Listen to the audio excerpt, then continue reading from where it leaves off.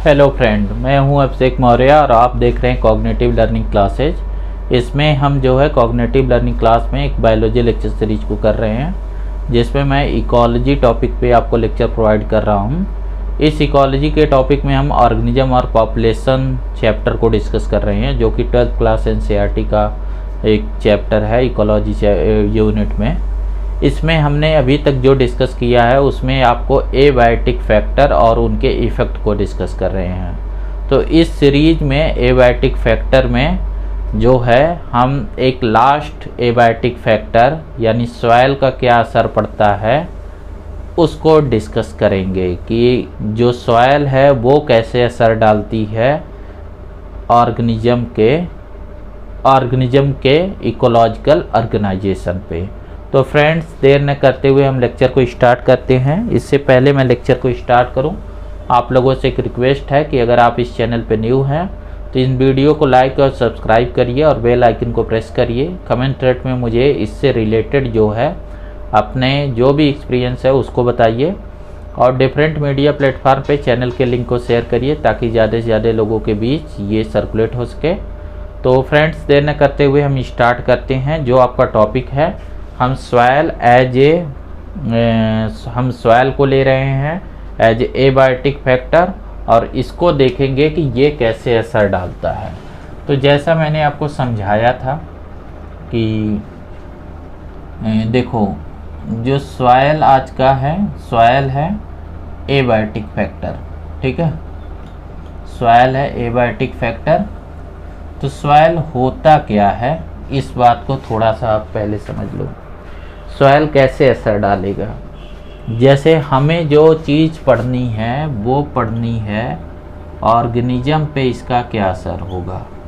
अब ऑर्गेनिज्म में दोनों हो सकते हैं, प्लांट भी हो सकता है, एनिमल्स भी हो सकता है, ठीक है। तो अब देखो, इसमें प्लांट पे इसका असर ज़्यादा होने वाला, एनिमल पे इसका असर उसके कंपैरिजन में कम होने वाला है, डायरेक्ट नहीं इनडायरेक्ट होने वाला है। तो सॉइल के बारे में पहले कुछ बातें आपके बुक में मेंशन की गई है, मैं उसी लाइन को लेता हूँ, अदरवाइज ये बहुत ज़्यादा चेंज हो जाएगा। जैसे यहाँ मेंशन किया गया nature and properties of the soil. Soil का प्रॉपर्टीज ये किन चीज़ों पे डिपेंड करता है, अभी मैं एक एक करके इन्हें डिस्कस कर दे रहा हूँ। क्लाइमेट पे, वेदरिंग कंडीशन पे, वेदरिंग कंडीशंस पे, ठीक है। सेडिमेंट, कैसे वो सेडिमेंट से बना है। इसके अलावा एक दो और प्रॉपर्टी है वो भी देख लेते हैं, वेदरिंग कंडीशन, इसके अलावा सेडिमेंट्री और इसके अलावा जो है डिफरेंट चीज़ जैसे सॉइल कंपोजिशन, ग्रेन साइज और 1 मिनट, इसमें जो है वाटर होल्डिंग कैपेसिटी, पीएच,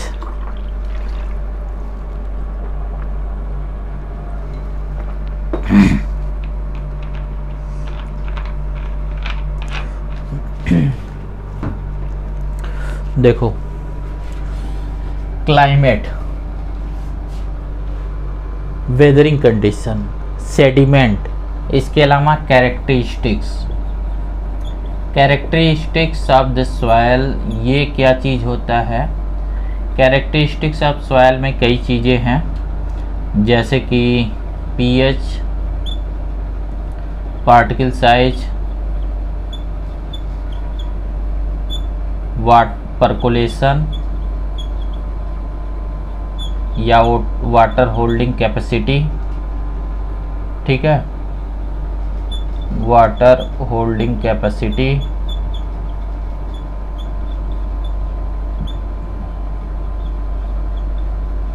ठीक है। और एक और चीज़ है mineral composition.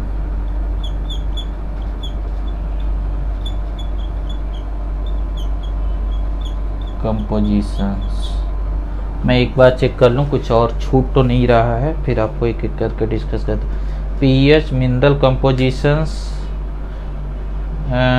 Topography, vegetation of the area, ठीक, एनवायरनमेंट। चलो कोई नहीं, देखते हैं। देखो मिट्टी का फॉर्मेशन कैसे होता है, कैसे सॉइल का फॉर्मेशन हुआ है, इस बात को पहले आपको समझना है। जो सॉइल का फॉर्मेशन है वो अलग अलग क्लाइमेट्स में होता है। जैसे ये आपका अर्थ है, अर्थ में ये डिफरेंट क्लाइमेट, मेजर क्लाइमेट, जैसे ये ट्रॉपिक है, ये टेम्परेट है, ये टुंड्रा है। तो जो ट्रॉपिक्स है यहाँ पे रनिंग वाटर होता है। रनिंग वाटर का मतलब जो बहता हुआ पानी है वो जो है हाई लैंड से लो लैंड की तरफ ग्रेडियंट पे बहेगा और अपने साथ बहुत सारे डिजॉल्व मटेरियल को लेके बहता है। और जब पानी की स्पीड कम हो जाती है तो उसके मटेरियल सस्पेंड कर जाते हैं और सस्पेंड करके वो प्लेन को बनाते हैं। और वो प्लेन में जो चीज़ें आती हैं वो मिट्टी के कंपोजिशन में देखो क्या क्या होती हैं। एक तो सिलिका होता है, दूसरा ह्यूमस होता है, तीसरा इसमें मिनरल होते हैं, ठीक है। इसके अलावा एल्युमिनियम की ऑक्साइड्स होती हैं, ठीक है, एल्युमिनियम की ऑक्साइड्स होती हैं और मैग्नीशियम की ऑक्साइड्स होती हैं। इसके अलावा फेरस भी हो सकता है समटाइम, ठीक है। तो ये सारी चीज़ें मिल के जो है ये ह्यूमस ऑर्गेनिक मैटर है। ह्यूमस का फॉर्मेशन कैसे होता है? डीकम्पोजिशन से। इसका फॉर्मेशन डीकम्पोजिशन से होता है। तो ये भी क्लाइमेट पे बहुत अधिक डिपेंड करेगा। जैसे अगर आप इस ट्रॉपिक्स में देखेंगे तो ट्रॉपिक्स का जो टेम्परेचर और जो ह्यूमिडिटी है, इस ह्यूमिडिटी के कंडीशन में यहाँ पे डीकम्पोजिशन तेज़ी से होगा। और डीकम्पोजिशन जब तेज़ी से होगा तो ये ह्यूमस काफ़ी ज़्यादा होगा। और इस ह्यूमस का काम क्या होता है कि जैसे देखो मिट्टी कुछ ऐसे होती है कि जैसे ये बड़े पार्टिकल साइज हैं, ठीक है, इसके बाद इनसे छोटे पार्टिकल साइज हैं, इसके बाद इनसे छोटे पार्टिकल साइज हैं, फिर इनसे छोटे पार्टिकल साइज हैं। ऐसे मिट्टी में लेयरिंग होती है। ऊपर ये सैंड के पार्टिकल हैं, सैंड के पार्टिकल में ये सारी चीज़ें हैं, नीचे ये रॉक्स हैं, ठीक है। तो अब इसके अंदर जो है अगर ह्यूमस नहीं होगा, ह्यूमस ऑर्गेनिक मैटर्स होते हैं, ये बारीक छोटे फाइबर होते हैं। ये फाइबर क्या करते हैं कि ये सॉइल के ऊपरी लेयर में, ये जो इसका ऊपरी लेयर है, इसमें ये ग्रीन कलर से मैंने ह्यूमस को बनाया है। ह्यूमस क्या करते हैं कि ये मिनरल के लीचिंग को बचाते हैं। लीचिंग एक प्रोसेस होती है कि अगर ये नहीं होगा तो इसमें जितने मिनरल हैं, इसके अंदर ये ग्रीन कलर से मैं मिनरल्स को बना रहा हूँ, ये मिनरल इसके अंदर ट्रैप है, ठीक है, ये मिनरल इसके अंदर ट्रैप हैं। तो यही चीज़ इसकी प्रोडक्टिविटी दिखाती है। देखो ये मिनरल है। अब ये मिनरल की प्रॉपर्टी होती है कि ये नीचे की लेयर में जाए। इस प्रोसेस को हम लीचिंग बोलते हैं। ये ग्रेविटेशन की वजह से होता है कि डिजॉल्व मिनरल नीचे बैठ जाता है धीरे धीरे। और अगर ऐसा हुआ तो मिट्टी की जो फर्टिलिटी है वो कम हो जाएगी। एक्चुअल में मिट्टी में किसके लिए फर्टिलिटी चाहिए? प्लांट्स के लिए, क्योंकि कोई प्लांट्स होगा और इस प्लांट्स की जो रूट्स होंगी वो इस मिट्टी से न्यूट्रिशन लेती हैं। इस तरीके से कोई प्लांट होगा जो इसमें ग्रो कर रहा होगा और इसकी रूट इससे न्यूट्रिशन लेंगी। उनके न्यूट्रिशन में ये क्या चीज़ें लेती हैं? ये यहाँ से दो चीज़ें लेती हैं। एक तो ये वाटर को लेते हैं और दूसरा ये मिनरल को लेते हैं, क्योंकि ये दोनों चीज़ ही, इन दोनों को ही आपने 11th में पढ़ा था मिनरल न्यूट्रिशन में, कि प्लांट की रूट दो चीज़ों का एब्जॉर्प्शन करती है, एक मिनरल का और दूसरा वाटर का, ठीक है। तो मिनरल और इनकी अमाउंट वहाँ बरकरार रहे, उसके लिए जो चीज़ रिस्पॉन्सिबल है वो ह्यूमस है। और ह्यूमस कैसे आता है? डीकम्पोजिशन में। और डीकम्पोजिशन किस पे डिपेंड करता है? डीकम्पोजिशन में जैसे आप आगे जो है आगे वाला इकोसिस्टम वाले चैप्टर में पढ़ेंगे, वहाँ एक चीज़ आपको पढ़ाई जाएगी, कैटाबॉलिज्म। कैटाबॉलिज्म एक एंजाइमेटिक एक्टिविटी, वो टेम्परेचर पे डिपेंड करेगा। और टेम्परेचर किससे रिलेटेड है? क्लाइमेट से। ठीक है, तो किस क्लाइमेट में, जिस क्लाइमेट में टेम्परेचर ज़्यादा फेवरेबल है, जैसे कि ये ट्रॉपिक्स है, तो इन ट्रॉपिक्स में जो डीकम्पोजिशन है वो बहुत तेज़ी से होगा। और जब डीकम्पोजिशन तेज़ी से होगा तो मिट्टी में ह्यूमस की ज़्यादा अमाउंट होगी, तो वो मिनरल को ज़्यादा होल्ड करेंगे, जिसकी वजह से यहाँ जो वेजिटेशन होगी उनको न्यूट्रिएंट ज़्यादा मिल रहा होगा। और जब ज़्यादा न्यूट्रिएंट मिलेगा तो वो ज़्यादा बायोमास को प्रोड्यूस कर रहे होंगे, और उस बायोमास पे बहुत सारे एनिमल बेस होंगे उसकी प्राइमरी प्रोडक्टिविटी की वजह से, फूड चेन और फूड वेब के फॉर्म में। मेरी बात समझ में आई आपको? सेकेंड है वेदरिंग कंडीशन। वेदरिंग कंडीशन का मतलब है ये भी क्लाइमेट्स पे ही डिपेंडेंट है। ये डिपेंड करता है कि जैसे रेनफॉल की वजह से, जैसे ग्लेशियर के मेल्टिंग की वजह से, विंड की वजह से जो रॉक्स हैं वो धीरे धीरे छोटे पार्टिकल में टूटते हैं, और फिर उन्हें बहता हुआ पानी या फिर जो विंड है वो एक जगह से दूसरे जगह लेके जाता है। इस रॉक्स में ऑलरेडी ये सारे कंपोनेंट होते हैं, जैसे ferrous, magnesium oxide, aluminium oxide, silica और डिफरेंट ट्रेसेज मिनरल। तो जितना कहीं पे वेदरिंग कंडीशन ज़्यादा हुई हो, ये वेदरिंग कंडीशन एक तो इस क्लाइमेट पे डिपेंड करता है, और एक चीज़ और होती है वेजिटेशन। ठीक है, कि वहाँ पे वेजिटेशंस कैसा है, क्योंकि जब वेजिटेटिव ग्रोथ होती है ना, तो ये वेदरिंग के प्रोसेस को बढ़ा देती है। ठीक है, जैसे आप सक्सेशन वाले चैप्टर में नहीं देखे हैं कि पहले बेयर रॉक्स होती है, फिर उस पर लाइकन ग्रो करते हैं, वो थोड़ा थोड़ा वेदरिंग करते हैं, सॉइल का फॉर्मेशन होने लगता है। इसके बाद जो है दूसरा साइकिल शुरू होता है, और धीरे धीरे जो है वेदरिंग और बहुत सारे ह्यूमस और बायोमास के डिपोजिशन से वहाँ एक रिच सॉइल डेवलप हो जाती है, और फिर उस सॉइल में एक क्लाइमेक्स कम्युनिटी आ जाती है। तो एक्चुअल में जो सॉइल फॉर्मेशन है वो बड़ा कॉम्प्लेक्स प्रोसेस है, उसमें वेजिटेशन का रोल है, क्लाइमेट का बहुत इम्पोर्टेंस रोल है, वो वेदरिंग को भी वो करता है, और इसके साथ साथ क्लाइमेट डिकम्पोजिशन ह्यूमस को भी बढ़ाता है।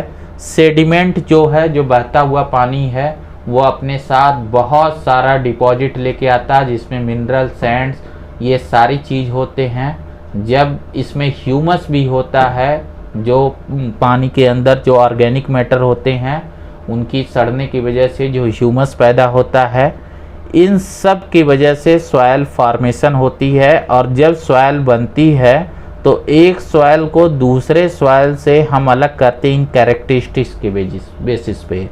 जैसे सॉइल में बहुत सारे मिनरल हैं, तो अलग अलग प्रोपोर्शन पे, जैसे कुछ सॉइल में अगर एसिडिक मिनरल ज़्यादा हैं तो उसका नेचर जो है एसिडिक हो जाता है, कुछ का एल्कलाइन होता है, और कुछ न्यूट्रल या बफर रीजन में बनी रहते हैं। बेहतर होता है कि मिट्टी बफर रीजन में बने रहे, ना तो वो ज़्यादा एसिडिक हो। अगर ह्यूमस कंटेंट ज़्यादा हो गया तो वो ज़्यादा एसिडिक हो जाती है, जैसे मार्ची लैंड, दलदलों में जो मिट्टी है वो ज़्यादा एसिडिक होती है।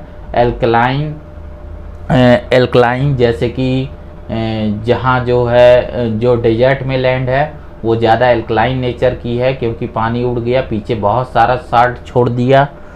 पार्टिकल साइज जो है अलग अलग होते हैं, जैसे बारीक पार्टिकल साइज होना या फिर उससे कोर्स पार्टिकल साइज होना। जैसे आपने पढ़ रखा होगा जियोग्राफी के वीक में लोमी सॉयल, और फिर क्ले में पार्टिकल साइज कम है। सैंडी सॉयल, सैंड में इंटरमीडिएट रेंज का है। ऐसे लेटराइट सॉयल जहाँ बहुत बारिश होती है वहाँ कोर्स पार्टिकल सॉयल होते हैं। फिर पर्कुलेशन का मतलब वाटर होल्डिंग कैपेसिटी, उसमें पानी कितने अंदर तक जाता है, और जब पानी अंदर तक जाता है तो वो सॉयल उसे उस पर्कुलेशन को होल्ड कर पाती कि नहीं। इसी चीज़ को मैं बता रहा था ह्यूमस से। अगर इसमें ह्यूमस कंटेंट ज़्यादा रहेगा तो ये होल्ड करेगा, नहीं तो पानी और मिनरल नीचे के लेयर में चले आएंगे और जो प्लांट के लिए बेकार हो जाएगा। क्योंकि मिट्टी के जस्ट ऊपर की जो लेयर है ना, 1 फीट तक 2 फीट तक की जो लेयर है, इसी लेयर में जो भी मिनरल ट्रैप है, जो वाटर ट्रैप है, वही प्लांट के काम में है। ज़्यादातर प्लांट उसी को यूज करते हैं। उससे ज़्यादा डेप्थ में जो चीज़ें चली गई हैं वहाँ तक ज़्यादातर प्लांट की रूट्स नहीं पहुँचती हैं, तो वो इनके लिए यूजलेस हो जाता है। ठीक है, तो इस वजह से ये कैरेक्टरिस्टिक्स जो है, ये सारी कैरेक्टरिस्टिक्स और ये सारे कंडीशन किसी पर्टिकुलर रीजन में सॉइल को बनाते हैं। अब इस सॉइल पे डिपेंड करता है कि वहाँ किस टाइप की वेजिटेटिव ग्रोथ हो, और वेजिटेटिव ग्रोथ ये डिसाइड करती है कि वहाँ किस टाइप की एनिमल्स होंगे या कितने नंबर्स में एनिमल्स होंगे, एनिमल्स की कितनी वैरायटीज वहाँ होगी। जैसे मैं आपके बुक के हिसाब से बताऊँ आपको, ठीक है। इसे मैं थोड़ा कंसाइज करना चाहता हूँ क्योंकि इसमें अगर डिस्कशन करने लगेंगे तो ये काफ़ी लंबा हो जाएगा और आपके यहाँ इतना दिया नहीं है, ठीक है। इस वजह से मैं थोड़ा कंसाइज करने के चक्कर में, देखो कुछ खास ही चीज़ आपको यहाँ देखनी है, उसी को हम देखेंगे। जैसे सॉइल में आपको mention nature and properties of soil in the different places very, ठीक है। ये वेरी क्यों कर रहे हैं डिफरेंट प्लेस पे? तो पहली बात है कि ये वेरिएबल वेरी करते हैं। हर प्लेस की क्लाइमेट अलग होंगी, वेदरिंग कंडीशन अलग होगी, सेडिमेंट का वहाँ प्रोपोर्शन अलग होगा, और इसकी वजह से ये सारे कैरेक्टरिस्टिक्स अलग होंगी, इवन वेजिटेशंस भी अलग होगा, ठीक है। तो ये क्या अलग है? Dependent on the climate, weathering process, weather the soil is transported और sedimentary and how soil development occurs. इन सब बातों पे डिपेंड करता है। वेरियस कैरेक्टरिस्टिक्स ऑफ सॉइल, जैसे सॉइल कंपोजिशन किन किन चीज़ों से बना है, ग्रेन साइज जो पार्टिकल हैं, aggregation determine the percolation, water holding capacity of the soil, the characteristics along with the parameters such as the pH, mineral composition, topography. Topography का मतलब होता है फिजियोग्राफी, मतलब कि स्लोप कैसा है, वो प्लेन है, वो माउंटेन है, वो प्लेटेऊ है, वो कोस्टल रीजन है, इस पे भी सॉइल का कंपोजिशन, ये एक चीज़ छूट रहा था, ये भी है जो इसमें एक करता है। And this in turn dictate the type of animal that can be supported. ये वेजिटेशन को डिक्टेट करता है और वेजिटेशन एनिमल को करती है सपोर्ट। यही चीज़ मैंने आपको बताई थी। एक यहाँ और टॉपिक है, छोटा टॉपिक है, इसको भी देख लेते हैं। ये तो सॉइल की जो हम बात किए, ये बात टेरेस्ट्रियल लैंड के हैबिटेट में या टेरेस्ट्रियल इकोसिस्टम के लिए सही है, लेकिन इकोसिस्टम तो इक्वेटिक भी होता है। तो क्या इक्वेटिक सिस्टम में सॉइल का असर पड़ता है? पड़ता है। वो कैसे, मैं बताता हूँ। देखो, अगर आप एक इक्वेटिक सिस्टम को देखें ना, जैसे एक इक्वेटिक सिस्टम को इस तरीके से अगर आप देखें, ये कोई इक्वेटिक सिस्टम है, ठीक है। तो इस इक्वेटिक सिस्टम में जो स्पीसीज हैं, तो कई सारी स्पीसीज इन किनारों पे रहती है। यहाँ इन किनारों पे बहुत सारा सेडिमेंट आता है। यहाँ जो मिट्टी है ना, इसको सॉइल को सेडिमेंट बोलते हैं, जो कि रनिंग वाटर से आता है। जो लैंड्स का रनिंग वाटर है, ये सेडिमेंट को लाता है। ये चीज़ क्या तय करता है? ये सेडिमेंट जो है इस वाटर की क्वालिटी को डिसाइड करती है, जैसे कि इसकी सैलिनिटी को, जैसे कि इसके मिनरल कंपोजिशन को। और ये चीज़ें किसको इफ़ेक्ट डालते हैं? जैसे कि जो प्लांट यहाँ जो एम्फीबियस नेचर के जो प्लांट्स हैं, ठीक है, जिनकी रूट्स इन किनारों पे होती है, इसे हम लिटोरल जोन बोलते हैं, ठीक है। और कुछ प्लांट यहाँ ग्रो करते हैं जिनकी रूट इस तरीके से पानी में सबमर्ज होती हैं। इस तरीके के कुछ प्लांट इस सेडिमेंट में ग्रो करते हैं। ये सबसे पुराना सेडिमेंट है, यहाँ भी सेडिमेंट होगा। तो पूरा जो फ्लोर होता है ना वाटर बॉडी का, वो सेडिमेंट से भरा रहता है। इन सेडिमेंट डिसाइड करेगा कि यहाँ किस टाइप की वेजिटेशन हो, और वेजिटेशन डिसाइड करेगी कि इसके अंदर फूड चेन और फूड वेब में कितनी बायोडाइवर्सिटी, कितना स्पीसीज कंपोजिशन हो। तो soil as a abiotic factor land पे ज़्यादा असर डालती है, प्लांट को ज़्यादा डायरेक्टली इम्पैक्ट करती है, प्लांट को ये पानी में भी इम्पैक्ट करती है, पानी में ये रूट के लिए भी ये रिस्पॉन्सिबल हो सकती है, एंकरेज के लिए, अगर हम इस एम्फीबियन प्लांट की बात कर रहे हैं या सबमर्ज प्लांट की बात कर रहे हैं।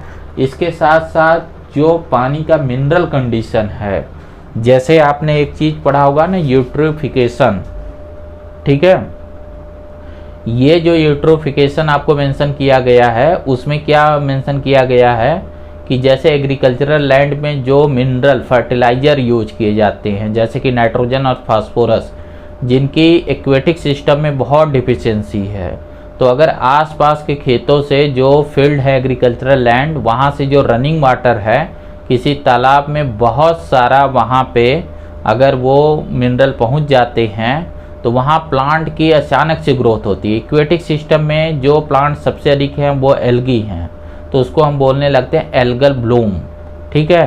तो जो कैरेक्टरिस्टिक्स ऑफ द सेडिमेंट है, मतलब ये चीज़ आप जानिए कि एक्वेटिक सिस्टम में इसी सॉइल को हम सेडिमेंट बोलते हैं। वो सेडिमेंट डिसाइड करता है कि वहाँ पे किस टाइप की वेजिटेशन होंगी, और वेजिटेशन डिसाइड करती हैं कि कंज्यूमर और डीकम्पोजर की कौन सी वैरायटी वहाँ सस्टेन करेगी। तो इस तरीके से soil as a biotic factor, चाहे वो टेरेस्ट्रियल हो चाहे वो एक्वेटिक हो, इवन ओशियन में भी सेडिमेंट होते हैं। जितने रिवर्स हैं वो अल्टीमेटली ओशियन में गिरती हैं और अपने साथ बहुत सारा सेडिमेंट लेके जाती हैं। और जो इसके पहले मैंने आपको डायग्राम बताया था कॉन्टिनेंटल सेल्फ वाला, तो उस कॉन्टिनेंटल सेल्फ की जो सारा जो किनारा है, जो सैलो वाटर है, उसकी सारी बायोडाइवर्सिटी उसी सेडिमेंट पे डिपेंड करती है। तो इस वजह से ये जो सेडिमेंट कहो या फिर सॉइल कहो, एज ए बायोटिक फैक्टर बहुत इंपॉर्टेंट है, सोर्स ऑफ न्यूट्रिशन है जो डिस्ट्रीब्यूशन को इम्पैक्ट करता है, ठीक है। तो ये सारे फैक्टर थे आपके, चारों फैक्टर, इसको पढ़ लिए हमने। अब नेक्स्ट वन जो हम पढ़ेंगे वो है रिस्पॉन्सेस टू एबायोटिक फैक्टर। ये तो हम जान गए कि एबायोटिक फैक्टर करते क्या हैं, अलग अलग इनका क्या इम्पैक्ट होता है। अब जो हमें पढ़ना है कि इनके रिस्पॉन्स में लिविंग क्या करेगा। अभी तो हम देख रहे थे कि इनका इम्पैक्ट क्या पड़ रहा है। अब हम देखेंगे कि इनके इम्पैक्ट को मिनिमाइज करने के लिए क्या रिस्पांस, क्या स्ट्रेटजी जो लिविंग है ऑर्गेनिज्म एडॉप्ट करेगा। तो उसके लिए हम नेक्स्ट लेक्चर में देखेंगे। आज के लेक्चर के लिए इतना ही रखते हैं। Thank you for watching.